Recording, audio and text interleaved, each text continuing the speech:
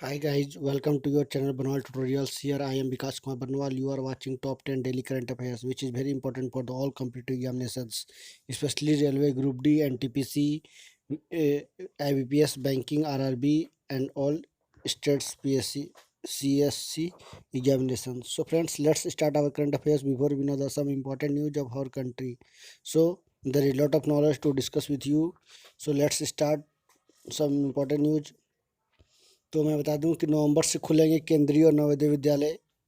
केंद्र की जो सरकार है वो शिक्षा मंत्री और शिक्षा मंत्रालय के द्वारा बताया गया है कि देश में करीब 1250 केंद्रीय विद्यालय और 650 नवोदय विद्यालय हैं। इसमें करीब 15 लाख छात्र पढ़ते हैं, यानी छात्र छात्राएँ पढ़ते हैं। तो उनको नवंबर से यानी 1 नवंबर से खोल दिया जाएगा, 2 नवंबर से करीब सॉरी। इसके साथ ही जो झारखंड के शिक्षा मंत्री हैं उनकी स्थिति खराब है। उनका फेफड़ा में कोरोना संक्रमण फैल चुका है, तो उनको चेन्नई जाके एयरलिफ्ट करके उनको ले जाया गया है और उनको चिकित्सा केयर में रखा गया है। इसके साथ ही ग्रामीण स्वास्थ्य सेवाओं में क्रांतिकारी बदलाव लाने की तैयारी की जा रही है। आयुष्मान सहकार योजना के तहत, जिसमें स्वास्थ्य सेवाएं शुरू करने के लिए NCDC से मिलेगी कोऑपरेटिव को कर्ज। अगले कुछ सालों में 10,000 करोड़ रुपए से अधिक कर्ज देने की तैयारी की जा रही है। तो NCDC क्या है? राष्ट्रीय सहकारी विकास निगम, जो एक ऐलान कर चुका है। और ख़ास करके ये ग्रामीण में कोऑपरेटिव अहम की मौजूदगी में ये चलेगा, जिसमें 5,000 बिस्तरों वाले 52 अस्पताल कोऑपरेटिव संस्थानों द्वारा संचालित किए जाएंगे। इस तरह का इनिशिएटिव भारत सरकार ला रही है, बहुत ही अच्छी है, होना भी चाहिए, क्योंकि कोरोना का जिस तरह से स्थिति उत्पन्न हुआ है, देश में भयावह स्थिति हो गई थी। तो इसलिए मेडिकल सेवाएं में सुधार करने की बहुत ज़रूरी है, चाहे वो रूरल सेक्टर हो या अर्बन सेक्टर हो। दोनों सेक्टर में काफ़ी हद तक आज छोटे जो भी शहर हैं या गांव वगैरह हैं, उसमें अच्छा मेडिकल फैसिलिटी दी जाए, ऐसी मेरी मांग है भारत सरकार से। तो ये थी कुछ जानकारियाँ। तो आगे बढ़ते हैं, देखते हैं क्या है क्या खास आगे। तो मैं बता दूं सबसे पहले कि बर्मा ट्यूटोरियल्स जो है अब टेलीग्राम में भी आ चुका है। आप टेलीग्राम में भी आके इसका डेली करंट अफेयर्स का सेशन या इसका क्लास कर सकते हो। सो आप एक बार ज़रूर ज्वाइन करो बर्मा ट्यूटोरियल्स को और उसका लाभ उठाओ। तो आगे बढ़ते हैं। तो सबसे पहले मैं बता दूं कि आज क्लास में क्या है खास। तो सबसे important as a daily routine question of the day, जो काफ़ी इम्पोर्टेंट होता है, यानी दिन प्रतिदिन जो भी घटनाएं घटती है उसमें से महत्वपूर्ण एक सवाल लाए जाते हैं, जिसका जवाब भी उसमें होता है और ये करंट अफेयर से जुड़ा हुआ होता है। यानी जितनी तरह का ये इसमें कंटेंट प्रोवाइड करवाए जा रहे हैं वो एक तरह का करंट अफेयर्स है या GS है उसको आप बोल सकते हो। नेक्स्ट है आज का इतिहास, जो काफ़ी इंपॉर्टेंट होता है, यानी आज के दिन में अतीत में जो भी घटनाएं घटी है उससे जुड़ा हुआ होता है।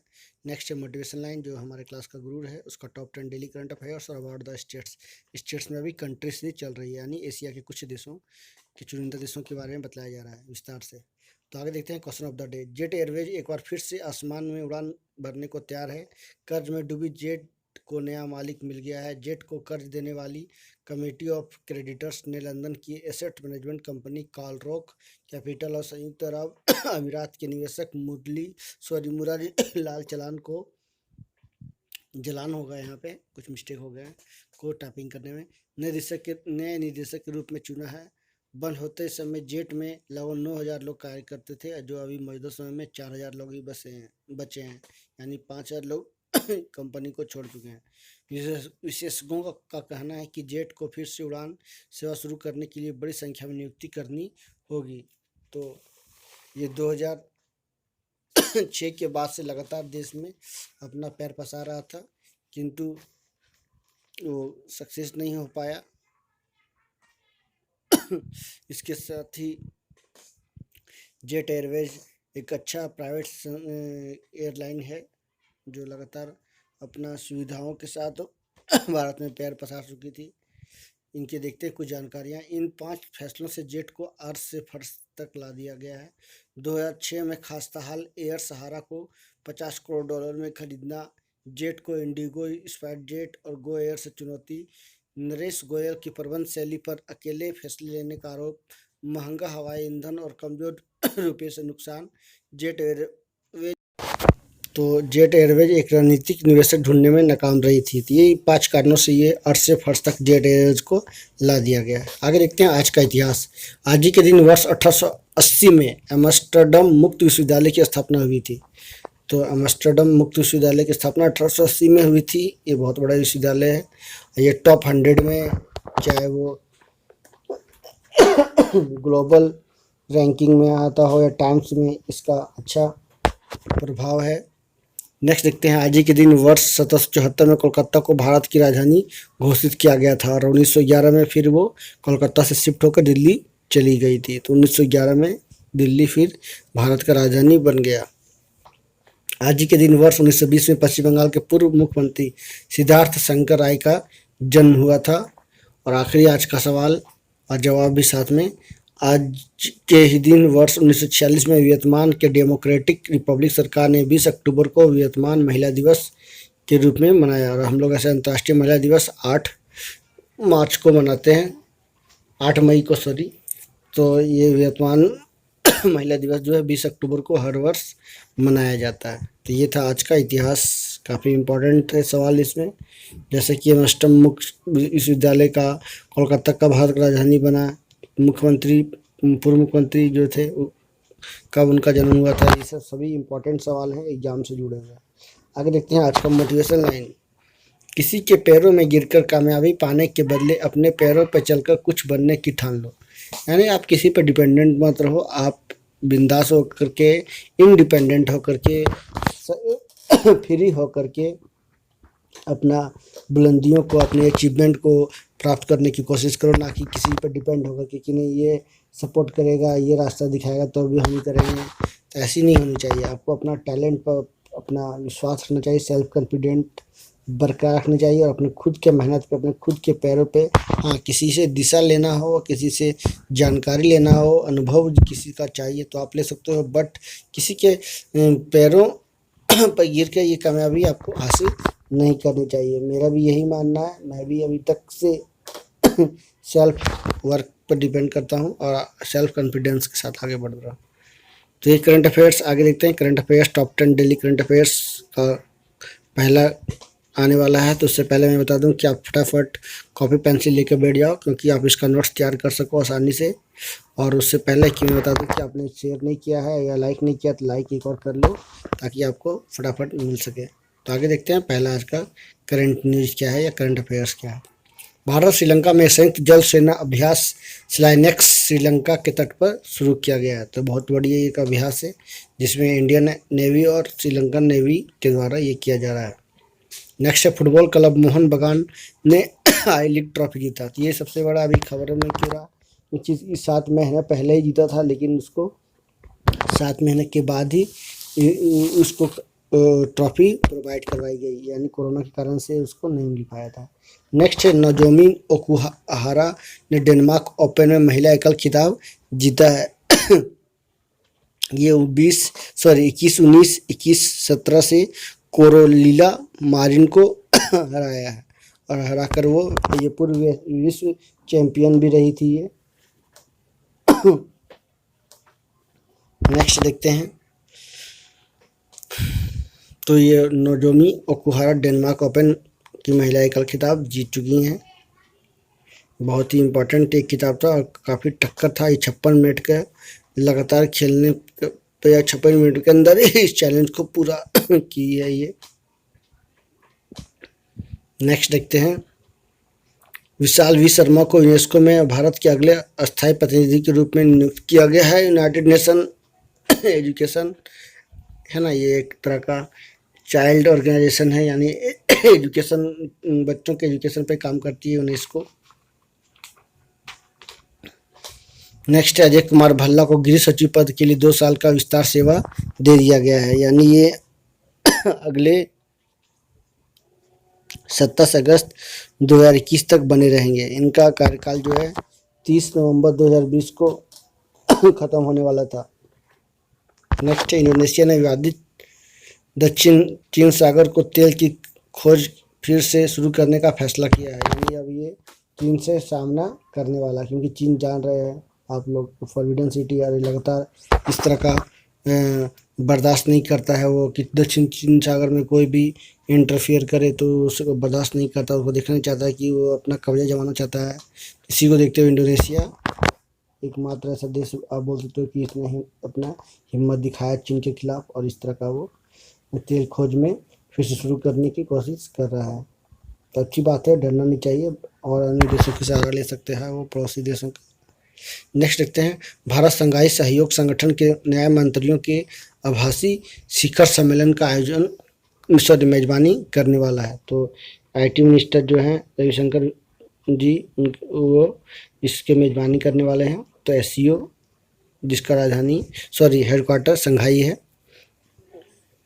नेक्स्ट है, ब्रह्मोस मिसाइल को संयुक्त रूप से भारत और रूस के द्वारा विकसित, डिजाइन और निर्मित किया गया है। यानी ब्रह्मोस मिसाइल हाल ही में खबरों में रहा था क्योंकि उसको एक पनडुब्बी से संचालित किया गया था और काफ़ी महत्वपूर्ण ये खबर बनकर उभरा था। तो हम लोगों ने जाना था भी इसके बारे में। ये था ये आखिरी नहीं, 2 और सवाल हैं जिसके जवाब भी साथ में आपको मिलेंगे। तो मैं बता दूं कि सबसे पहले आगे बढ़ने से पहले मैं आपको इम्पोर्टेंट डेट्स एंड डेज का वीडियो प्रोवाइड करवाने वाला हूँ। आज या कल मैं प्रोवाइड करवाऊँगा, जिसमें अक्टूबर माह का जितने भी इम्पोर्टेंट डेट्स या डेज हैं उसका विस्तार से पढ़ सकते हो। तो एक बार उस वीडियो को ज़रूर देखना, काफ़ी अच्छा वीडियो है और काफ़ी मेहनत के बाद ये कंटेंट आपको प्रोवाइड करवाया जा रहा है।